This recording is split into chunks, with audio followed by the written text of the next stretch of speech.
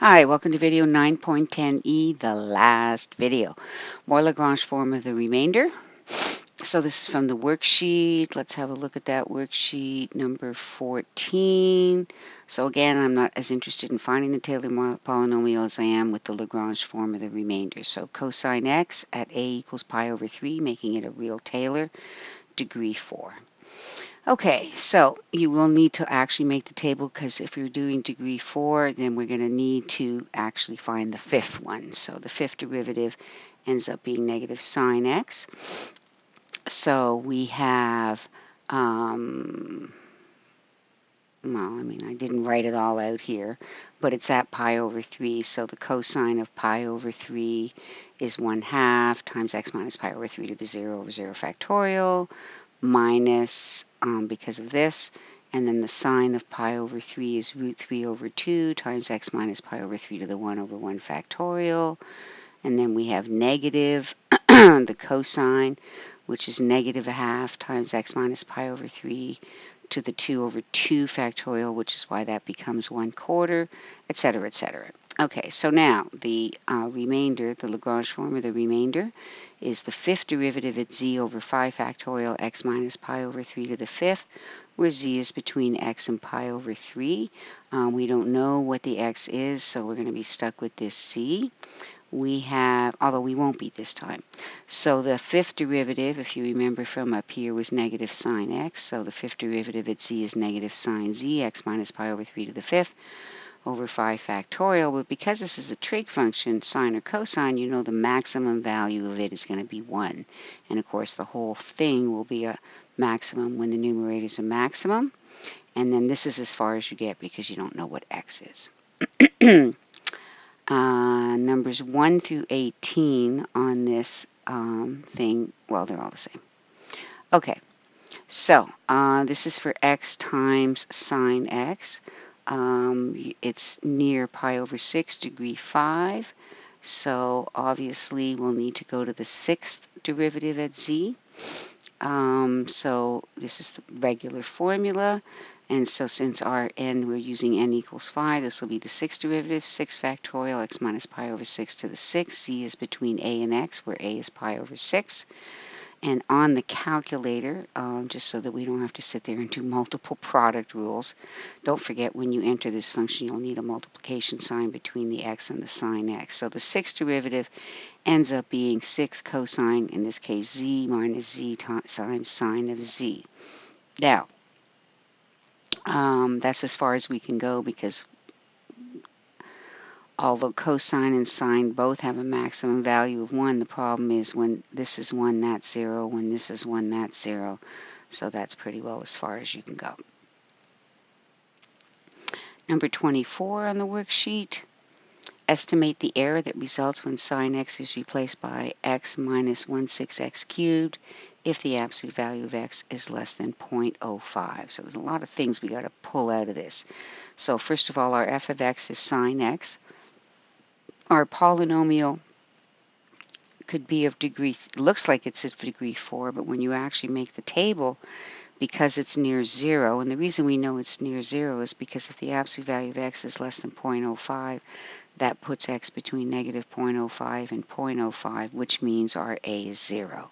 It's near 0. So what happens is every time n is an even number, that'll end up being 0. So we're going to assume it's, I think I went with degree 4. Yeah, down here I went with degree 4, not degree 3. So going with degree 4, I'll need the fifth derivative, which is cosine x.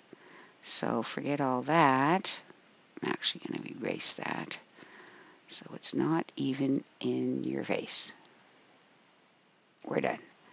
It's no longer there. Gone. Okay.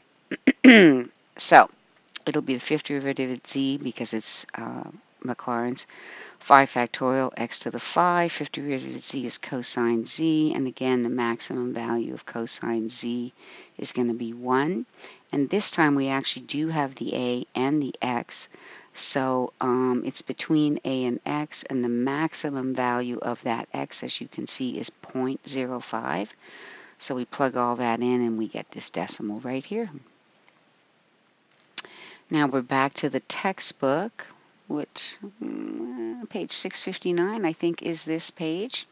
And we're looking at number 46. Whoops. So number 46, find the error upper bound for the error, so the maximum error for this function right here. So we have e to the x is this right here. So and the question was for e, so that would be e to the 1. Okay, so for e to the 1, would replace all the x's by 1. Your sixth derivative, your maximum error will be less than or equal to the sixth derivative at z times x to the 6 over 6 factorial. You do know this time that your z is between 0 and 1. Because we're doing it at 1, the closest thing to it that is easy for us to deal with is 0. So z is between 0 and 1. The sixth derivative at z is e to the z, of course, because all the derivatives of e to the x are e to the x. So we want the top to be as big as it can be. So since z is between 0 and 1, we'll take the largest value of z. And then we know that x is 1. And then we just simplify and you'll get that error.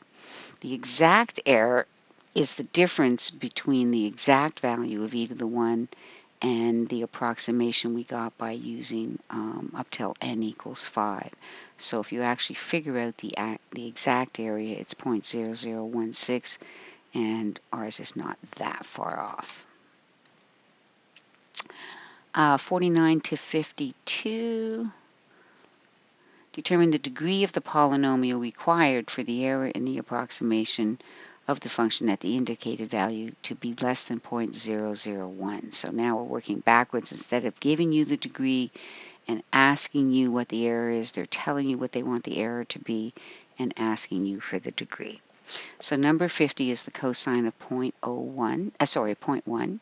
So our ugly number x is 0.1. It is close to our pretty number a, which is 0. Since the derivatives of cosine are negative sine, then negative cosine, etc., etc., etc., that means the n plus first derivative, no matter what it is, its absolute value is going to be less than or equal to 1 because they're all sines and cosines. So the maximum error, which they're telling us is 0.001, would be the n plus first derivative at z, which no matter what it is will be 1, times x to the n plus 1. Well, x is 0.1 over n plus 1 factorial. And what we're trying to do is to solve for n.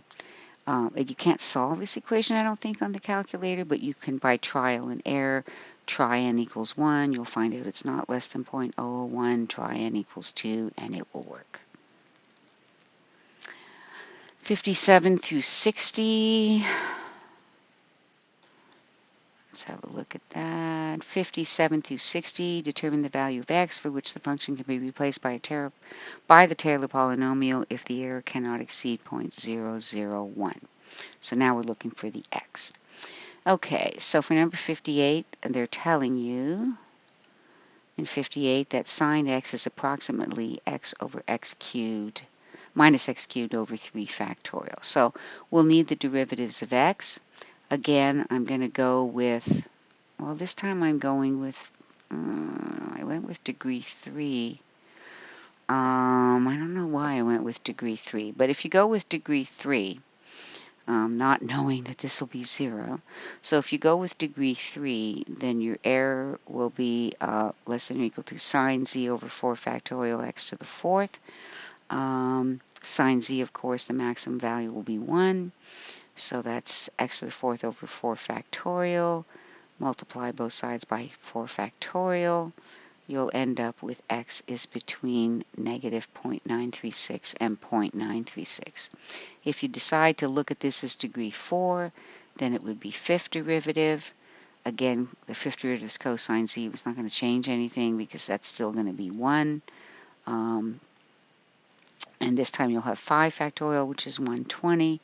And do the same thing, you'll get less than 0.65. Prove that the Maclaurin series for the function converges to the function for all values of x. This here, if we do the Maclaurin series for the above, remember you could take e to the x and then replace x by negative 2x. You will need the various derivatives, and you have that the n plus first derivative, as you can see, will be negative 2 to the n plus 1. This is negative 2 to the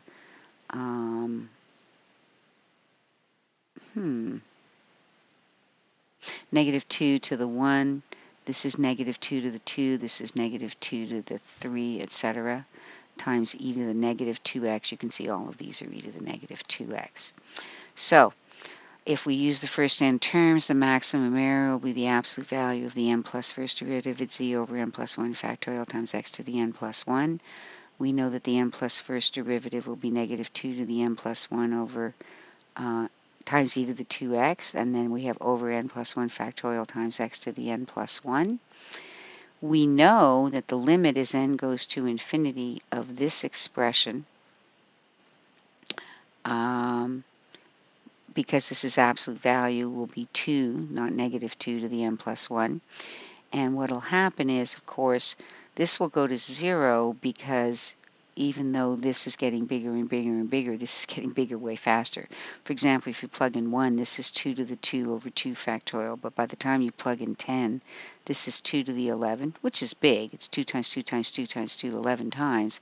But this would then be 11 factorial, which is 11 times 10 times 9, way bigger.